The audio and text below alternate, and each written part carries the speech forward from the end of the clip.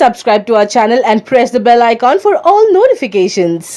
Good evening. Delhi के शायरों की बात हो और मिर्जा गालिब का जिक्र ना आए ये तो नामुमकिन है। और आप सबके चेहरों से ऐसा लग रहा है कि आप मुंतज़िर हैं कि मैं आपको गालिब के बहुत सारे अशआर सुनाऊंगा। मैं आपकी इन उम्मीदों पे पानी फेरना नहीं चाहता, लेकिन अगर गालिब का कलाम सुनना ही है तो आप YouTube पर जा सकते हैं बड़ी आसानी से। उनसे कहीं बेहतर कहने वाले ज़िया-उल-दीन साहब की आवाज़ में, फरीदा खानम साहिबा की आवाज़ में, बहुत सारे लोगों की आवाज़ में आप सुन सकते हैं।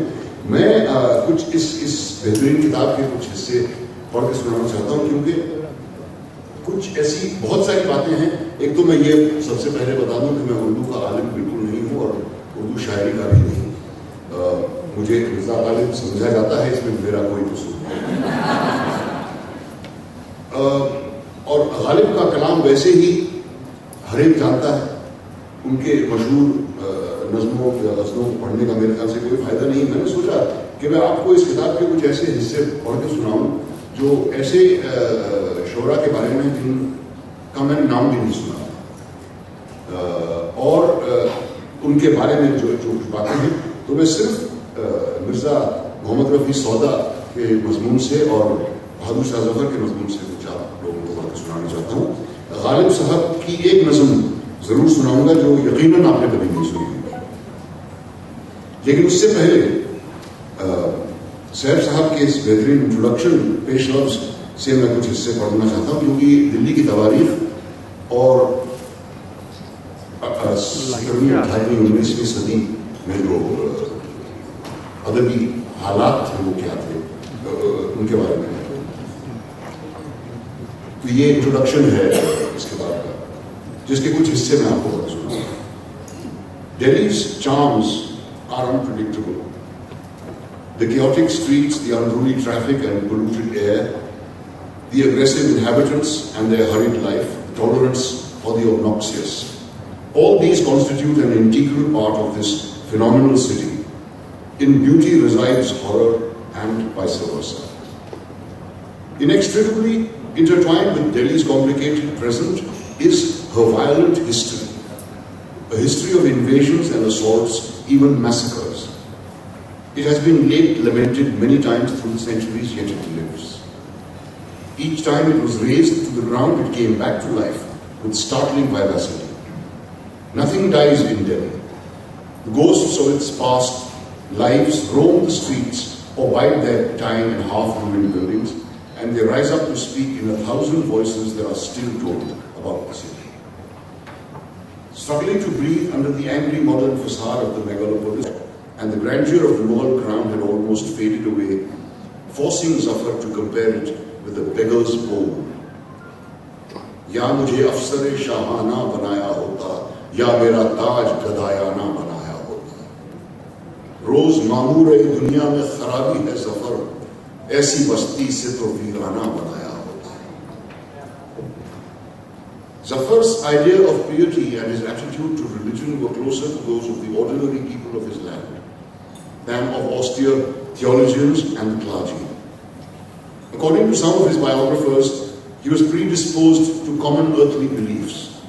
For instance, that peers and saints possess supernatural powers. He had his own inner circle of astrologers, soothsayers and clairvoyants.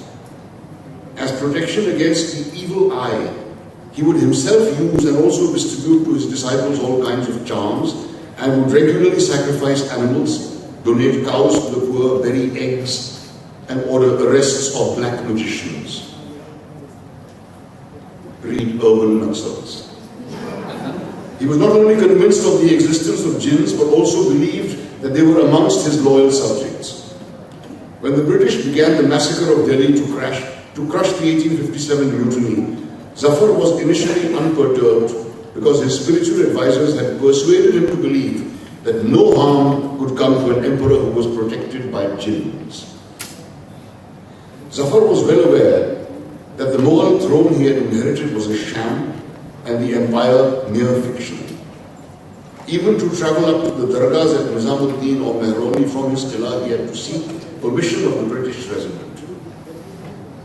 As his 2-decade-long symbolic rule progressed and years passed by, he became more and more distraught by a situation that he could do nothing about. Even age was not on his side. He felt worthless and helpless. The qila in Mualla, despite the collapse of the Mughal Empire and the strange circumstances of the emperor, frequently played host to a large number of poets, writers and artists. These included Hakim Sanaullah Khan Firaq, not to be confused with the famous Firaq Gorakhpuri, who was born decades later, Mir Ghalib Ali Sayyid, not to be confused with Mirza Ghalib, Hafiz Abdul Rahman Khan Ehsan, Burhanuddin Khan Zat, Hakim Qudratullah Qasim, his son Mir Izzatullah Ishq, Mia Shakeva, a disciple of Mir Taqi Mir, Mirza Azim Beg, and Mir Qamaruddin Minnat, and his son Mir Nizamuddin Mamnoon. For an Urdu poet, the greatest honor would be an invitation to recite at the royal mushaira in the qila. Like most poets, Zauq too, that was the poet laureate, Mirza Ibrahim Zauq, Hazrat Ibrahim Zauq, too had an ardent desire to be associated with the qila. His friend Beqarar worked for the royal family and was engaged in the personal staff of Bahadur Shah Zafar, who the then heir apparent or crown prince. On the advice of a few well-wishers, Zauq persuaded Beqarar to introduce him to the Wali-e-Ahd, then 22 years old. Zauq became a regular visitor to the qila, and the Wali-e-Ahd soon became extremely fond of his poetry. Zafar, however, no, that's a little later.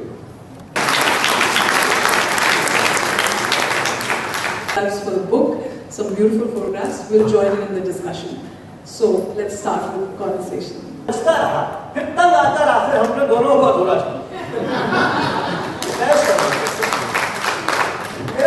मामला ये है जैसे आप फरमा रही हैं कि भाई मैं I was born in Bombay and I thought that many of the Marathi words, the Hindi words, etc. With me it was just the other way around. I was born and brought up literally in the lap of Urdu. In my family, you know, we used to have different diwane ghalib in every room and diwane in every room, and the conversations were not only about poetry but also in poetry. I'll give you an example. हमारे पास एक खरगोश था अपने घर में पाला हुआ था, तो हम लोग रात को जो है डाइनिंग टेबल पर बैठे थे खाना खा रहे थे, उस स्कूल एंड जो खरगोश साहब हैं वो किचन के दरवाजे से झांक के देखते थे, उनको बुलाइए तो अंदर वापस चले जाते थे। तो हमारी अम्मा ने दाग का बहुत मशहूर शेर पढ़ा कि खूब पड़ता है कि चिलमन से लगे बैठे हैं, साफ छुपते भी नहीं, सामने आते भी नहीं। इसी तरह ही गुफ्तगू होती थी हमेशा से। And Delhi is what was you know, Delhi has always enchanted me. It didn't when I was growing up in Delhi. Even though the Delhi of my school days and college days was a far more, you know, it was a more beautiful place and calmer and more peaceful, etc. तो मैं एक blog लिखा करता था और उसका title था दिल्ली जो एक शहर है, मीर के पास है क्या है, and from that blog extracts used to be published in First City. Urdu के शोरा में 3-4 जैसे गालिब को आपने भी फरमाया कि नजमुद्दौला और खिताब सब दिए गए और उनसे कहा गया कि भाई आप ये लिखिए history of the Mughal empire in Persian. ऐसे कुछ मेरे साथ भी हुआ था, लाइक गालिब है told Humayun then stop because he let back shayar, so was I also stopped after 3 years. लेकिन फिर मुझे ये सोचा कि साहब ये काम जो है इसको करना चाहिए। तो दिल्ली जो है वो वैसे तो ट्रेडिशनली आप देखिए अगर आपके एक जुबानों में cities have been referred to in the feminine gender, but more so for Delhi because Delhi was the female beloved of her poets.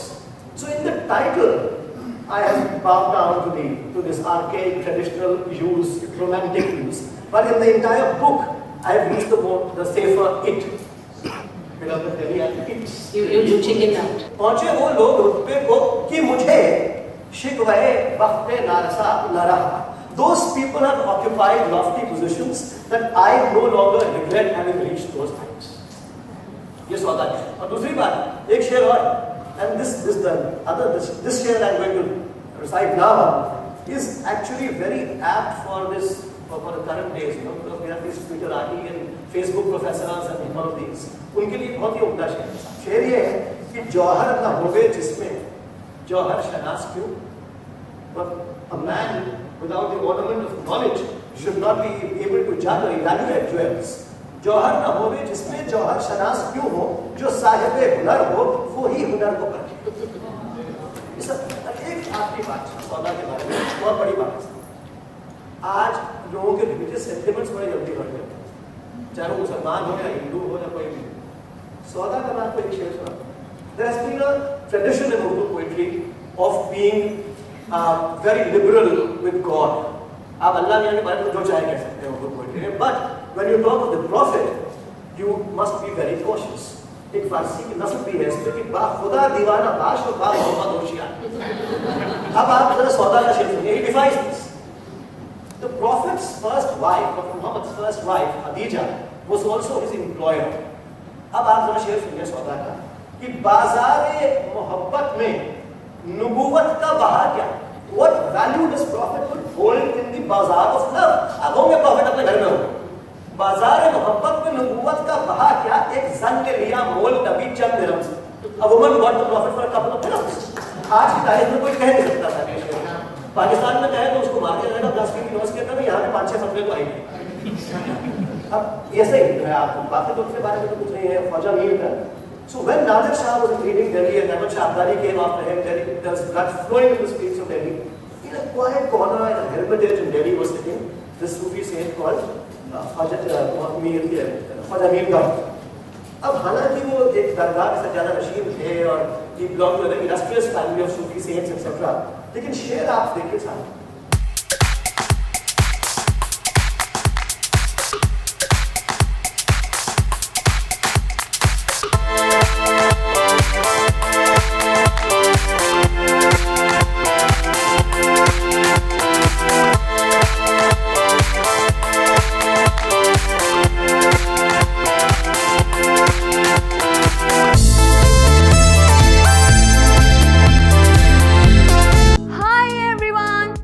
Did you download YOYO TV app? No? Then go and download from your Play Store, where you will get news and entertainment masala. So go, hurry up and download it YOYO TV app.